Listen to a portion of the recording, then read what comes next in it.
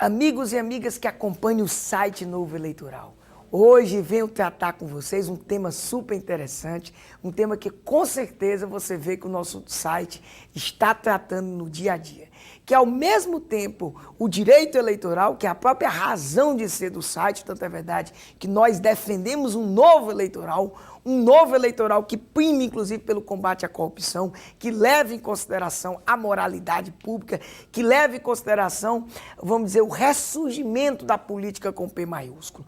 E ao mesmo tempo o Código de Processo Civil, ou melhor, o novo Código de Processo Civil, que com tantas novidades você está acompanhando no nosso site, vem trazendo, e nós vamos se perguntar quais dessas novidades do novo Código de Processo Civil se aplicam diretamente ao processo eleitoral ou a própria ideia de aplicação do Código de Processo Civil, das leis processuais civis de um modo geral, ao Código Eleitoral. Nós vamos tratar. E você sabe que o site Novo Eleitoral, ele está ligado com todos os temas atuais com você. Tanto é verdade que esse novo CPC você vê nos nossos vídeos inclusive diários praticamente, onde nós estamos comentando artigo por artigo. Agora eu vou realmente questionar e vou trazer algumas considerações aqui sobre a aplicação desse novo CPC ao direito eleitoral como um todo. Primeira coisa que tem que deixar clara, eu vou dividir aqui, eu vou tratar do que efetivamente vai ser aplicado no nosso sentir, qual a interferência que vai haver no futuro a partir de 17 de março de 2016 e também, por óbvio, o que efetivamente não se aplica, não só do novo CPC, mas como do direito processual civil em geral. Por quê? Porque, evidentemente, as regras e princípios peculiares próprios do direito eleitoral não permitem, em algumas situações, se aplicar à legislação processual civil. Então, no primeiro sentido, é possível o novo CPC ser aplicado ao processo eleitoral, direito eleitoral? Claro que sim. Inclusive, o próprio artigo do CPC, é claro, há um artigo expresso nesse sentido, logo após as normas fundamentais do processo civil, que eu vou destacar elas, que inclusive se aplicam com muita veemência, diz claramente que se aplica aos processos eleitorais, como se aplica também aos processos administrativos e aos processos trabalhistas. Então, indiscutivelmente, nós podemos ter, por força só desse artigo, não, na realidade, há uma aceitação da doutrina e jurisprudência de que, onde há os espaços de não atuação do Código Eleitoral, da Lei das Eleições, da Lei de Inelegibilidade e de tantas outras leis que tratam de procedimentos específicos dentro do direito eleitoral, há aplicação total do Código de Processo Civil. Agora, com relação ao novo CPC, vamos deixar bem claro. Primeiro, todas as normas fundamentais do processo civil se aplicam de modo muito claro, de modo muito cristalino ao processo eleitoral como um todo. Primeiro, porque inclusive há essa ideia nos 11 primeiros artigos, são 12, mas na realidade 11 é que nos interessa, porque realmente são princípios, são valores indiscutíveis que se tem lá e que a aplicação é evidente, quase que automática. Primeiro, por exemplo, o próprio artigo 1º, não tem como ser diferente a ideia de levar em consideração os valores constitucionais, se deixando ser orientado e interpretado pelos valores constitucionais. O direito eleitoral, o processo civil, evidentemente aplicado, leva em consideração essa ideia.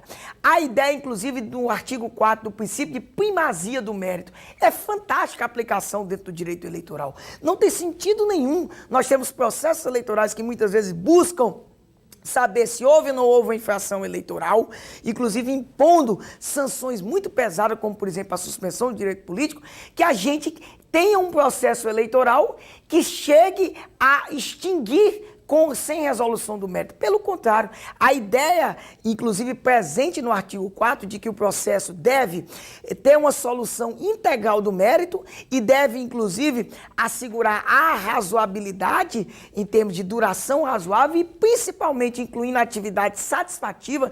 Nós precisamos de um processo eleitoral satisfativo, um processo eleitoral que prestigie o mérito, que prestigie saber se houve ou não houve a infração e não qualquer sentença, bem como, inclusive, a efetiva satisfatividade.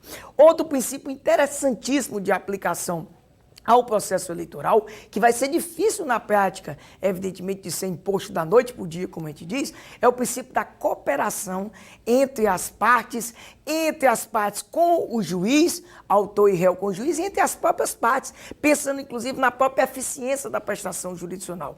Por mais que muitas partes que se sentem inclusive acionadas pelo Ministério Público ou por adversários e que têm direitos materiais distintos com tese, nós temos que pensar na própria eficiência da prestação jurisdicional.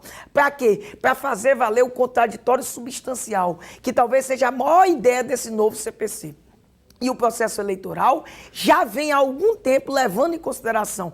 E não se pode admitir que um processo eleitoral corra sem que efetivamente aquela pessoa que vai ser atingida com a futura decisão não tenha trazido sua tese. E a sua tese necessariamente não seja observada. Observada para influenciar o juiz na hora da construção da tese que vai ser aplicada. Então, a ideia do contraditório efetivo e substancial talvez seja a ideia que mais se aplique ao direito eleitoral, evitando muitas vezes, e acontece dentro do processo eleitoral, as chamadas decisões surpresas, ou seja, que de uma hora para outra é acolhida uma tese que não foi tratada durante o processo eleitoral.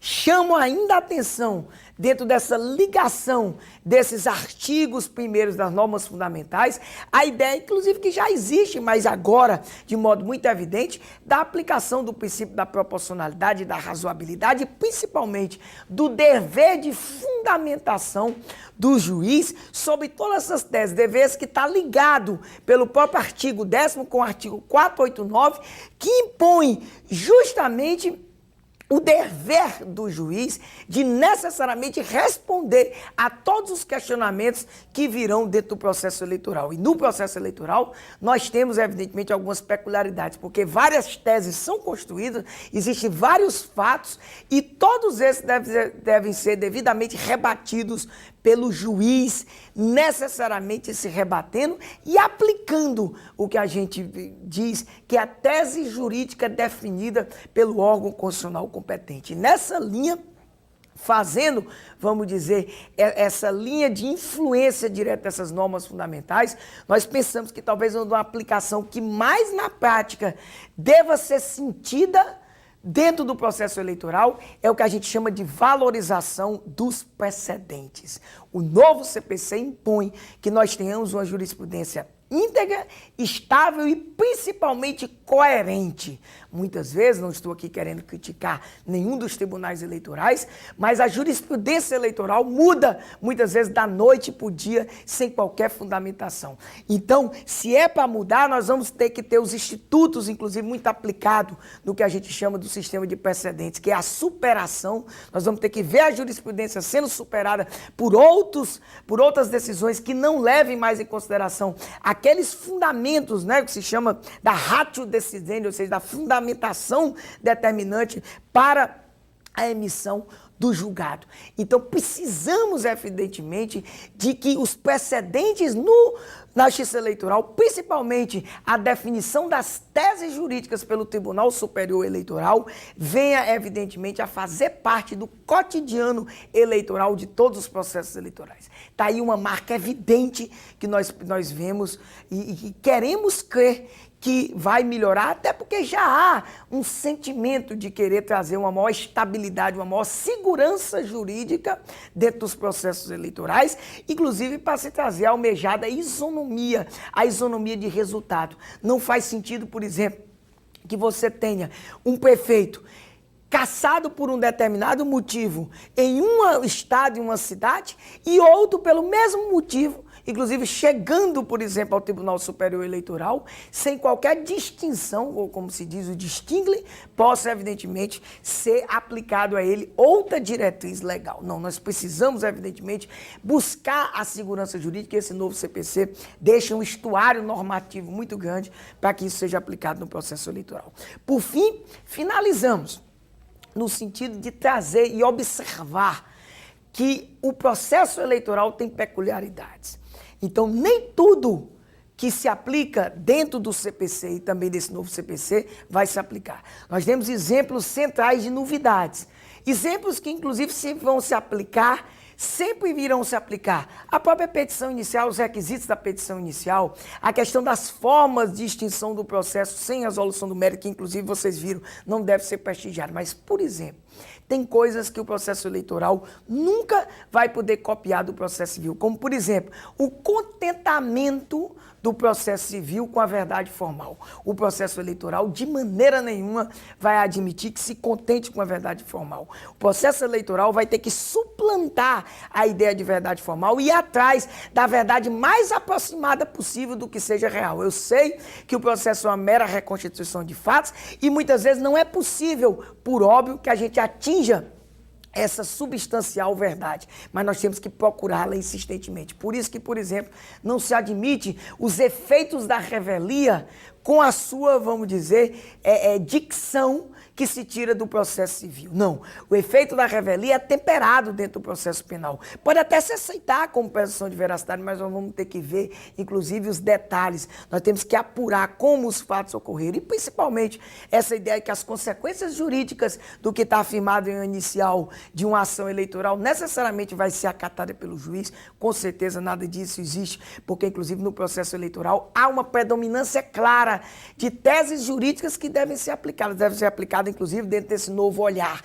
Esse novo olhar de estabilização da jurisprudência, de valorização desses precedentes. Então, meus amigos e amigas, esses foram pequenos comentários que nós fizemos dentro dessa série que nós vamos ter de diversos vídeos que nós vamos trazer dessa relação entre o processo civil, o novo Código de Processo Civil e o processo eleitoral. E vocês continuem com a gente, porque nós vamos ter várias novidades no seu site Novo Eleitoral.